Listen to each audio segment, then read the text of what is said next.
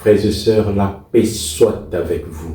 Nous célébrons aujourd'hui le 20e dimanche du temps ordinaire année A.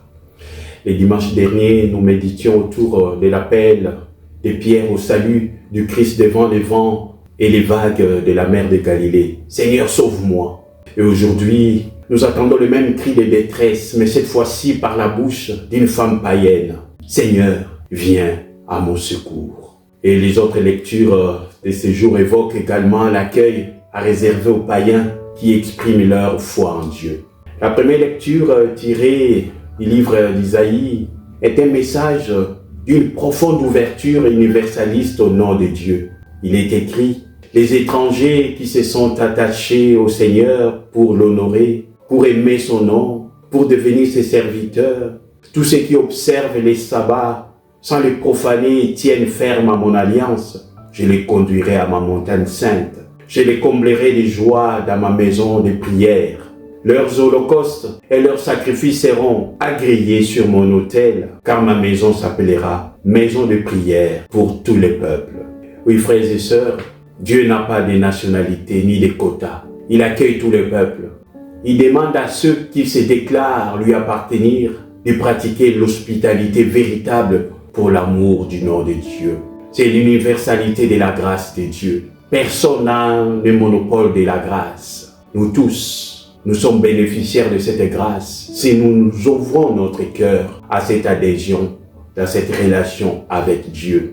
Et c'est dans cette dynamique même que Saint Paul, dans la deuxième lecture de ce jour, rappelle qu'il est l'apôtre des païens. Il dit « Frères, je vous l'ai dit à vous, qui venez des nations païennes, dans la mesure où je suis moi-même apôtre des nations, j'honore mon ministère, mais dans l'espoir de rendre jaloux mes frères selon la chair et d'en sauver quelques-uns.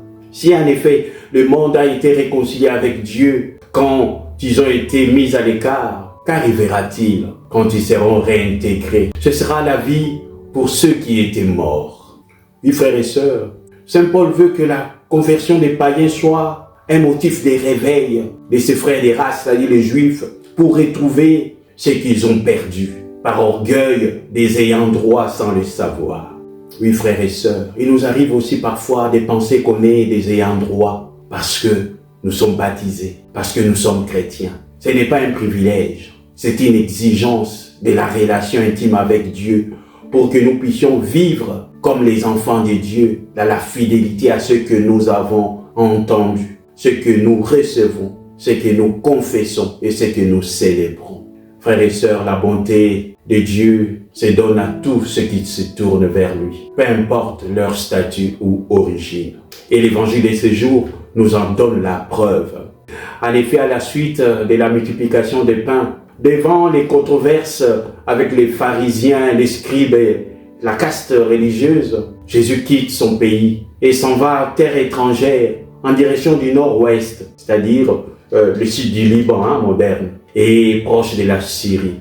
Et Jésus se retire dans la région de Tyr et de Sidon. Cette région rappelait la douloureuse époque du roi Akab, comme nous avons écouté la semaine dernière, roi d'Israël, impie, avec Jézabel, son épouse, la fille du roi de Sidon, qui était aussi prêtre des dieux de Baal, avait provoqué une recrudescence du paganisme dans son royaume. Et d'ailleurs, vous savez, la Torah même avait définitivement exclu le peuple cananéen en les frappant d'anathème pour son péché d'idolâtrie qu'on retrouve dans Deutéronome 6, de 1 à 6. Et voici, c'est précisément une femme cananéenne dont la fille est malade qui se met à poursuivre Jésus et ses disciples.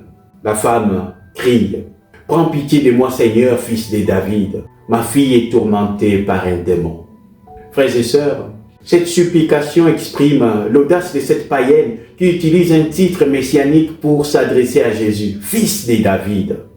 Et l'Évangile montre cette confiance de cette femme sur Jésus. Mais Jésus, devant cette supplication confiante, veut faire progresser cette cananéenne dans sa démarche de foi avec deux réactions, le silence et un refus apparent. Essayons de les comprendre. Pour le silence, Matthieu dit « Mais il ne lui répondit pas un mot ». Mais la femme poursuit Jésus de ses cris au point d'agacer les disciples. Alors les disciples en appellent à Jésus pour qu'il les libère de cette femme qui les poursuit de ses cris. Les disciples disent, donne-lui satisfaction, car elle nous poursuit de ses cris. Frères et sœurs, on a comme l'impression que Jésus emboîte les pas de ses disciples. Il dit, je n'ai été envoyé qu'aux brebis perdues d'Israël. C'est fort.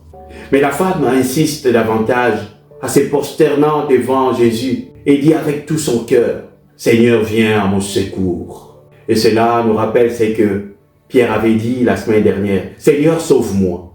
Et à la différence des disciples, Jésus engage un dialogue avec cette femme, avec une parole bien que dure, mais moins tranchée.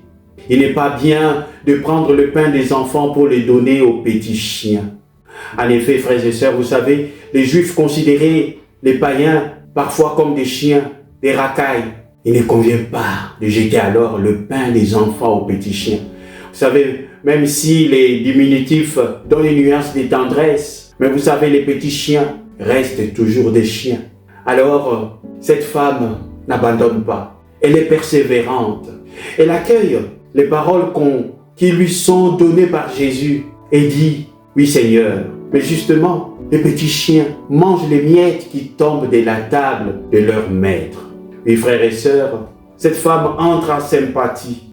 Elle prend cette logique au mot. Oui, mais les petits chiens, véritablement, ils mangent les miettes.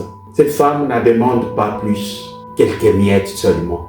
Frères et sœurs, vous savez, des miettes de Dieu, c'est toujours Dieu.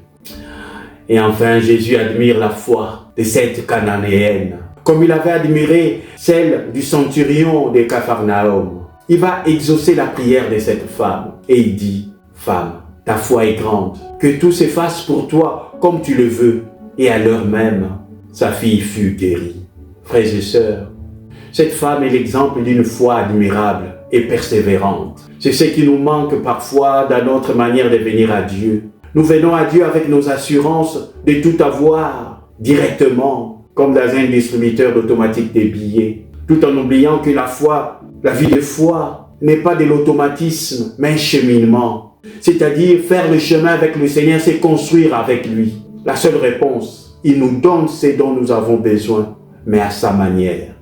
Frères et sœurs, ouvrons notre cœur à la persévérance pour briser en nous tout abattement actif et nourrissons-nous de ce Christ qui se donne sans mérite de notre part pour que nous puissions tenir bon quand on a l'impression que Dieu tarde à venir. Or, il est toujours présent à nos côtés. Que le Seigneur nous donne cette force intérieure pour que nous ne puissions pas nous décourager vite et qu'il nous bénisse. Au nom du Père et du Fils et du Saint-Esprit. Amen.